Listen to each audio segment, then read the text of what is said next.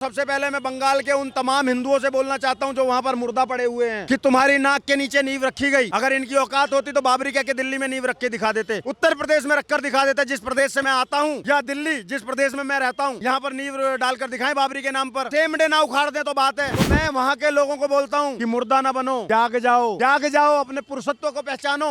ये बता देना चाहता हूँ, मैं ही नहीं, मेरे जैसे तमाम सनातनी जिनके दिल में राम जी के लिए सम्मान है, कृष्ण जी के लिए सम्मान है, वो लोग जिस दिन बाबरी बनकर तैयार हो जाएगी उस दिन उसका विध्वंस करने वहाँ पहुंचे होंगे। एक कार सेवा बंगाल में भी सही, यहाँ के मुसलमानों को दिक्कत है। यही एक समस्या है कि जो असली इस्लाम को फॉलो करने वाला असली मुसलमान है, जो अल्लाह का असली बंदा है, मुसलसल ईमान का बंदा है, वो तो दुबई में मंदिर भी बनवा रहा है प्रभु श्री राम का। लेकिन जिनके अब्बा ने तलवार के डर से सलवार पहन ली, वो भारत में बिलबिला रहे हैं। नहीं मुल्लानी ज्यादा प्याज खाती है। कहा सिर्फ उतना ही है कि जिनके अब्बा ने तलवार के डर से सलवार पहन ली, उनको वंदे मातरम बोलने में दिक्कत हो रही है। लेकिन जो असली मुसलमान है, जो सच में मुसलसल ईमान वाले मुसलमान है, वो दुबई में भी प्रभु श्री राम का मंदिर बना दे रहे हैं। तो ये उनको मुसलमान मानते हैं या नहीं मानते हैं, इस बात का मुझे जवाब दे दो। ये कलाम साहब को मुसलमान मानते हैं या नहीं मानते, क्योंकि वो एक हाथ में गीता भी रखते थे। एक अंग्रेज को भारत के भाग्य का विधाता बताया गया था, लेकिन कांग्रेस ने उस जनगण मन को हमारा राष्ट्रगान बना दिया। और कानूनी तौर पर अगर आप उसका सम्मान नहीं करोगे तो आपका पिछवाड़ा लाल हो जाएगा, आपके ऊपर पे केस हो जाएगा। समझ गए? ये एक और भी रीजन है कि ये क्यों नहीं बोलते हैं। इनको किसी को याद भी नहीं है वंदे मातरम है क्या। वंदे मातरम की 4 लाइनें नहीं गा सकते ये लोग, समझ गए? और जो वंदे मातरम भारत के लिए लिखा गया, भारत माता के लिए लिखा गया, और बाबरी के नाम पे कुछ बनेगा तो अब शौचालय बनेंगे, सिर्फ शौचालय बनेंगे। मेरा एक भाई है स्वतंत्र भारद्वाज, अभी उसने बाबर के मुंह पे पेशाब किया है, बाबर के मुंह पे पेशाब किया है, इसीलिए किया है कि अब इस देश में बाबर के नाम पे शौचालय बनेंगे। समझ गए? आगरा में एक हमारा सनातनी भाई शौचालय बनवा भी रहा है। देश के मुसलमानों से ये पूछना चाहता हूँ कि देश में अगर तुम्हें मस्जिद बनानी है या बाबरी बनानी, अगर मस्जिद बनानी है मुझे आपत्ति नहीं है, मस्जिद बनाओ। कलाम साहब के नाम पे भी तो बना सकते हो, जाकिर साहब के भी तो नाम पे बना सकते हो, बिस्मिल साहब के नाम पे भी तो बना सकते हो, अशफाकुल्लाह खां के भी नाम पे तो बना सकते हो। शांति तथा कथित शांति प्रिय समुदाय है, वो अपने बच्चों को पता नहीं कहाँ घेरता जा रहा है, क्योंकि उनके बच्चे अगर पत्थर अनपढ़ हैं तो 500 रुपए लेके पत्थरबाजी कर रहे हैं, अगर पढ़ लिख ले रहे हैं तो फिर वो बम बनकर फट जा रहे हैं लाल किले के आगे। तो समस्या यहाँ पर ये है कि वो जो मदरसे का ज्ञान मिल रहा है ना, अक्षय तृतीया पर भगवान परशुराम बनाकर भेजना शुरू करो, और जिस दिन तुम्हारा बेटा भगवान परशुराम बनकर हाथ में फरसा लेकर खड़ा होगा ना, उस दिन वो धर्म रक्षक बनेगा। भारत में भी फूटेंगे उस क्रिसमस पे, और भारत के वो लिब्रांडू एक शब्द नहीं बोलेंगे, भारत के वो लिब्रांडू एक शब्द नहीं बोलेंगे। अभी वो सेंटा को अपना बप्पा बनाकर, अपना बाप बनाकर नाचेंगे। दोगले सेकुलरों से पूछना चाहता हूँ, उन दोगले सेकुलरों से पूछना चाहता हूँ कि क्या अब पॉल्यूशन होगा या नहीं होगा, ये मेरा भी प्रश्न है।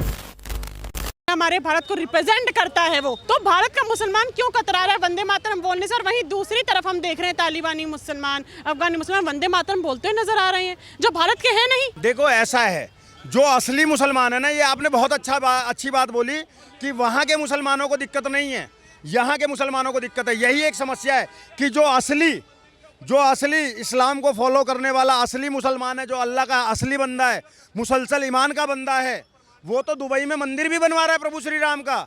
लेकिन जिनके अब्बा ने तलवार के डर से सलवार पहन ली, वो भारत में बिलबिला रहे हैं। वो पुरानी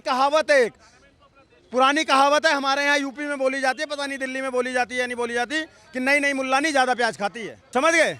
नहीं मुल्लानी ज्यादा प्याज खाती है। तो कहावत सिर्फ उतना ही है कि जिनके अब्बा ने तलवार के डर से सलवार पहन ली, उनको वंदे मातरम बोलने में दिक्कत हो रही है। लेकिन जो असली मुसलमान है, जो सच में मुसलसल ईमान वाले मुसलमान हैं, वो दुबई में भी प्रभु श्री राम का मंदिर बना दे रहे हैं, और उनको वंदे मातरम बोलने से कोई समस्या नहीं हो रही है। भारत का मुसलमान, मुझे बहुत शर्म के साथ ये बात कहनी पड़ रही है कि चुना हुआ सांसद जय फिलिस्तीन बोलता है, संसद भवन के अंदर संसद के पटल से जय फिलिस्तीन बोल देता है वो शख्स, लेकिन उसको भारत माता की जय बोलने में, वंदे मातरम बोलने में उसके पेट में मरोड़े मारते हैं। और उसके बाद ये लोग हमसे पूछते हैं कि आप हमारी देशभक्ति पर शक कैसे करते हो। अरे मादरे वतन की जय जयकार करने में कौन सा तुम्हारा इस्लाम खतरे में आ जाएगा। और अगर इस तरीके से इस्लाम खतरे में आ जाता है तो तुम मुझे आज एक बात बता दो, मैं तमाम मौलानाओं से, तमाम इमामों से, तमाम चिश्तियों से, मोइनियों से एक सवाल पूछना चाहता हूँ। सलमान खान, शाहरुख खान, आमिर खान, नसरुद्दीन शाह, ये तमाम मुस्लिम हीरो जो हैं, इनको ये लोग मुसलमान मानते हैं या नहीं मानते हैं?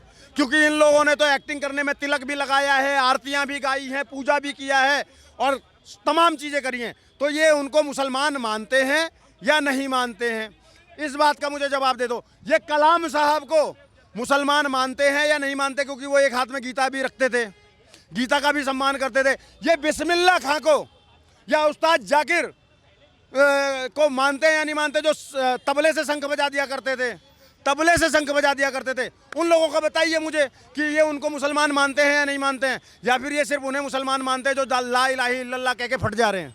असली मुसलमान कौन है? कलाम साहब है, ये कसाब है।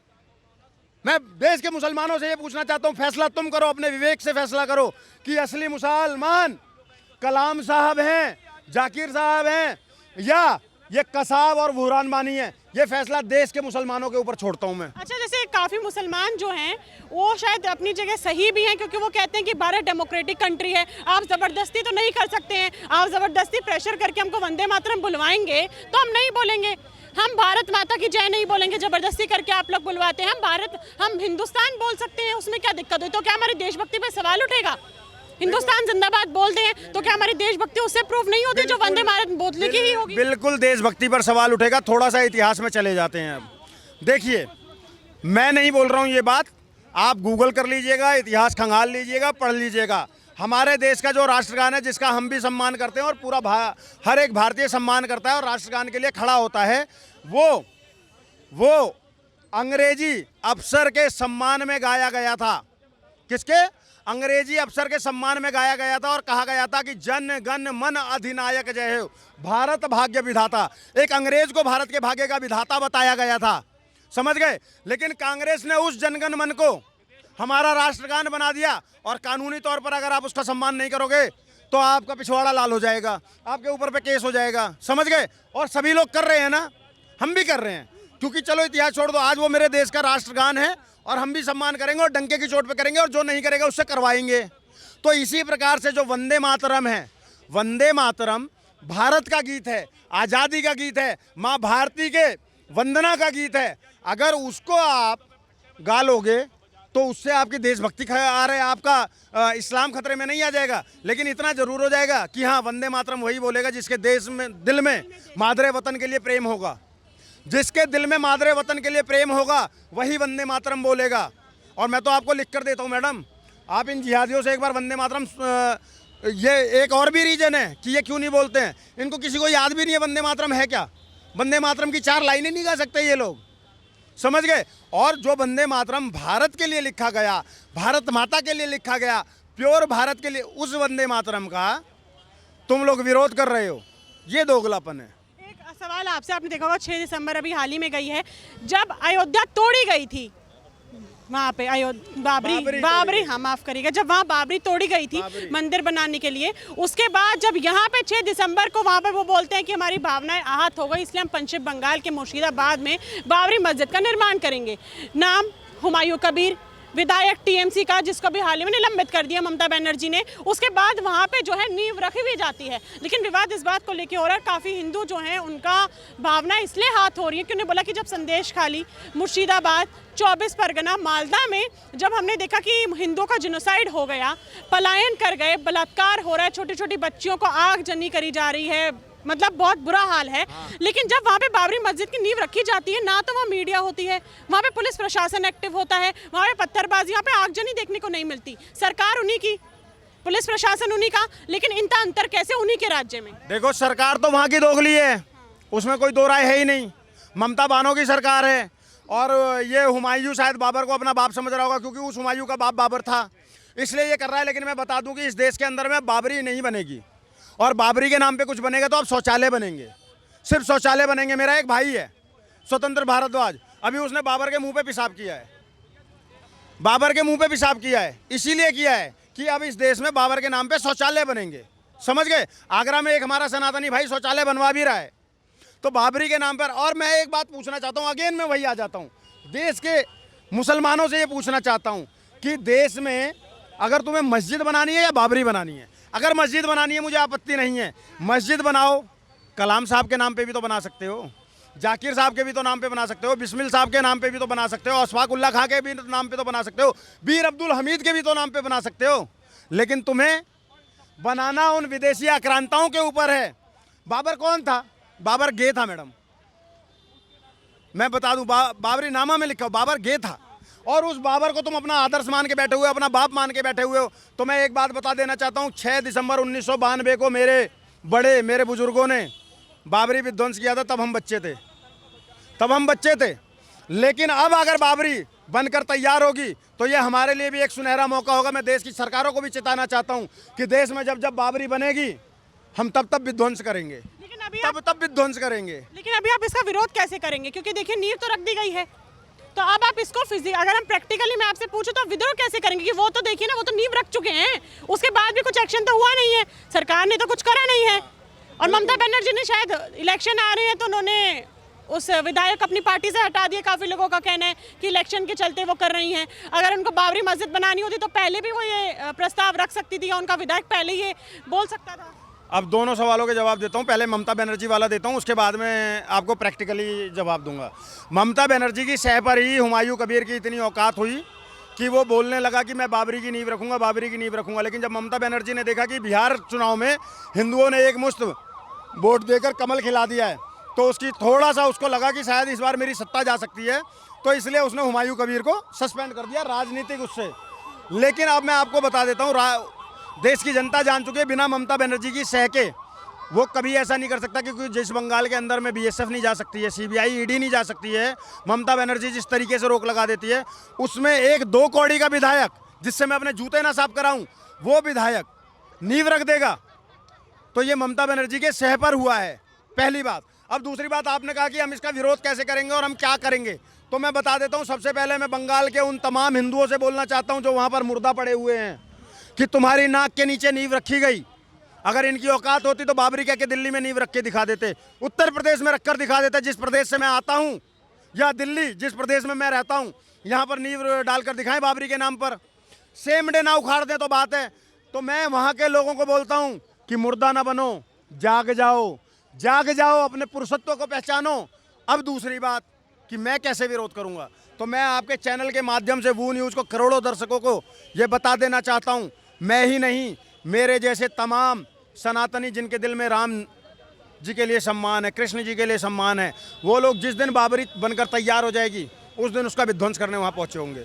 एक कार सेवा बंगाल में भी सही, इतनी बड़ी बात आप कह रहे हैं? बंगाल में भी सही मैडम, और देश में जहाँ जहाँ बाबरी बनेगी। देखो मैं क्लियर कर दूँ, मुझे मस्जिद से आपत्ति नहीं है, मस्जिद से आपत्ति नहीं है। आप मस्जिद बनाओ, आप अपनी इबादत की जगह बनाओ, मुझे आपत्ति नहीं है। अरे जो कोर्ट से 5 एकड़ मिली है पहले वहां बना लो। ये सवाल भी उठ रहा था, जब जमीन दे दी बनाने के लिए तो वहां क्यों नहीं बन रही है? मेरा वही वो है कि जहां तुमको कानूनी तौर पर 5 एकड़ जमीन मिल गई, वहां तो तुम एक ईंट नहीं रख पा रहे हो, और तुम खामखा देश में राजनीतिक माहौल गरमाने के लिए, हिंदू मुसलमान कराने के लिए, दंगा फसाद कराने के लिए तुम बाबर का जिक्र कर रहे हो। इससे मंशा क्लियर होती है कि देश में कौन आगजनी कराना चाहता है, कौन दंगे भड़काना चाहता है, कौन आग लगाना चाहता है। समझ गई? तो मैं बता देना चाहता हूं कि देश में जब जब बाबरी बनेगी हम तब विध्वंस करेंगे। और मेरे साथ जाने वाले तमाम लोग हैं, मैं तो गिलहरी मात्र हूं। जी, पेशे से हमें सुनने में आया कि आप एजुकेटर हैं, ठीक है।